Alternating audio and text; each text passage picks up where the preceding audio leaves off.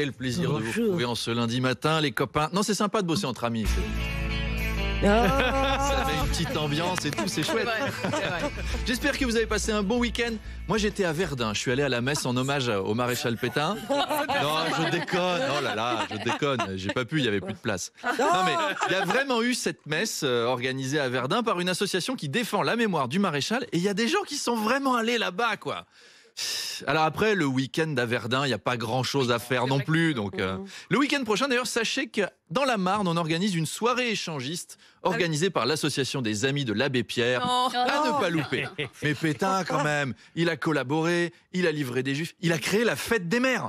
Ça, Apo me disait, la fête des mères, je pardonnerai jamais. 15 ans à devoir porter des colliers de nouilles à l'antenne. Je l'ai fait. Ah oui, Je vous l'avez fait. Je les ai portés, oui. Et ben voilà, c'est un calvaire ce truc. Mettre des fleurs dans les vases en pâte à sel, faire semblant d'être contente en écoutant des poésies. Salaud de Pétain. Alors à quoi ça pouvait ressembler cette messe? Bien chers frères et sœurs, célébrons aujourd'hui la figure de paix, figure de réconciliation du maréchal Pétain. Pétain a su tisser des liens entre nous. Pétain a su coudre le tissu social. Oui, Pétain coup, ça fait du bien. Oh non. Non, mais on reçoit Patrick Sébastien dans 5 minutes. On prépare le terrain.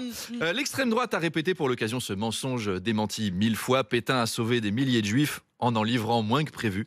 Éric Zemmour avait déjà dit ça. C'est un peu comme dire que Xavier Dupont de Ligonnès aimait tellement sa famille qu'il leur a épargné 10 ans de présidence Macron. Vous voyez, c'est un peu ce même raisonnement. Et Dominique Pellicot qui a tellement fait pour qu'on parle enfin de la soumission chimique. Alors chez les Insoumis, on a protesté. Même si on a des lacunes, Sébastien Delogu, le député LFI, souvenez-vous, il savait même pas qui était Pétain. Je sais pas qui est Pétain. Vous vous souvenez de cette histoire? Je sais pas qui est Pétain. Oui, d'accord, mais ça vous choque qu'on dise qu'il a sauvé des juifs? Ah bon, il a sauvé des juifs? Ah ouais, c'est pas bien. Non, c'est un sioniste, Pétain. Non. Je suis sûr qu'ils ont un musée du pétainisme à Tel Aviv. Apprenez vos leçons d'histoire, les enfants, ça évite des drames. Oh mon Dieu. Le chanteur Alain Souchon a créé une polémique en déclarant ne pas croire que les Français soient, je cite, assez cons pour voter Rassemblement National en 2027. Oui, alors d'un point de vue purement commercial, traiter de con 40% de ta clientèle, je sais pas si c'est l'idée du siècle.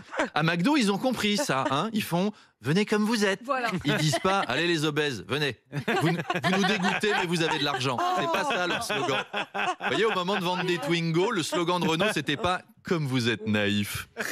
Alors, Alain Souchon a reçu des milliers de messages venant d'une foule pas vraiment sentimentale. Et non, Alain Souchon qui a ajouté « si le RN passe, je pars vivre en Suisse ».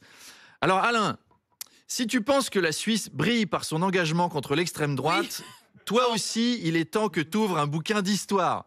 Alors, il n'est pas seul, puisque tous les tennisman français ont aussi déclaré que si le RN passait en 2027, ils resteraient en Suisse, où ils vivent depuis 20 ans. Ben, on a des sportifs engagés. Ouais. En tennis, ils sont pas bons, mais au moins en histoire, ils sont nuls aussi. Voilà.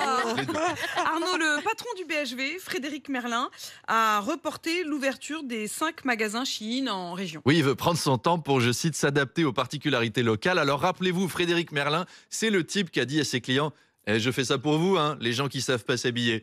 C'est une vraie citation. Mais oui, du coup, il veut s'adapter aux provinciaux. Salut les villageois, salut les ploucs. Dans vos trous paumés de beaufs de province, j'ai compris qu'il y avait des particularités à respecter. Car vous, les cutéreux, vous êtes différents des Parisiens. Non seulement vous vous fringuez mal, mais en plus, vous êtes pauvres. Alors, nous allons nous adapter. Parce que, pour que vous ayez du Shein à pas cher, nous allons relocaliser la production à proximité de vos bourgades. Avec Shein, notre partenaire Shintok, nous allons installer un camp de travail ouïghour en banlieue de Châteauroux, en banlieue de Saint-Nazaire ou de Montluçon ou d'un autre de ces bidonvilles pittoresques où vous vivez. Bien sûr, c'est horrible, mais heureusement pour les Ouïghours, ils n'auront pas le temps de visiter le centre-ville de Châteauroux. Au BHV, on n'est pas si cruel. Et ce n'est pas tout. Comme chaque marché a ses spécificités, nous nous adapterons. Les ch'tis, par exemple. Nous savons que vous aimez que vos poupées sexuelles vous ressemblent comme si c'était une cousine ou une nièce. Eh bien, nous les ferons sur mesure à partir d'une simple photo de famille. Et oui, vous êtes bien avec les BHV Merlin. Faut qu'il revienne, lui. Faut qu'on le re-reçoive. Allez, à demain. Et bon Patrick Sébastien.